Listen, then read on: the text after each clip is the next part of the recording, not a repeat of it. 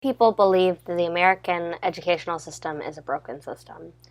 And this is due to an idea called education banking. It's a concept that's been really closely tied to the American education system. It's the concept of the idea of banking. So it's a place where you deposit your money. It's the similar idea to what we've determined that an American education system should be.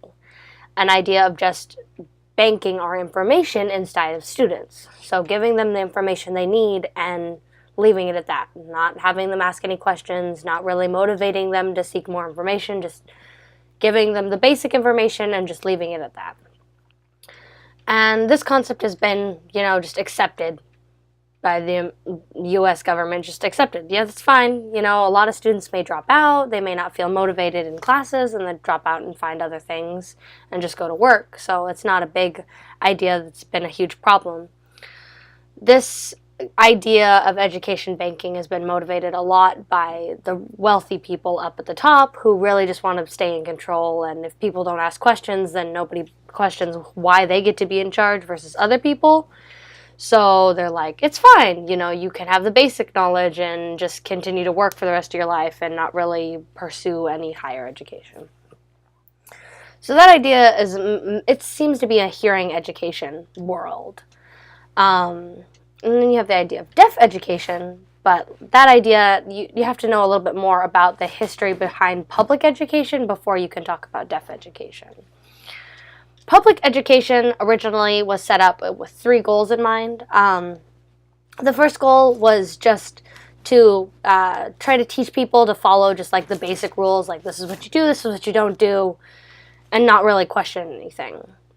Second idea was just kind of to like idolize those rules, to not really like try to break them because it's like, oh, this is the accepted rule and we all respect this rule and idolize this rule and this rule doesn't change. And the third idea was to promote consumerism and the idea that you need to spend money and get things and that makes you feel happier as a person. Because at that time, it was kind of in the Industrial Revolution, so there was a lot of huge manufacturing companies that were happening around the world, and they were making all sorts of products, and they wanted to sell these products to make a profit, but when you have small communities that all have everything that they need, they don't really need to buy your really expensive shirt if they can make a shirt by themselves. So public education was established to help, convince people that, yeah, you don't need it, but you want it. So the idea was to promote consumerism and try to make people, wealthier so that they could get more benefits, more profit, and be happier individuals. That's basically it.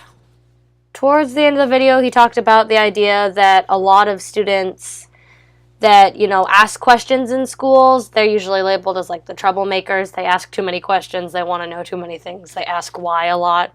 They're usually labeled as troublemakers. That was about it. Finished.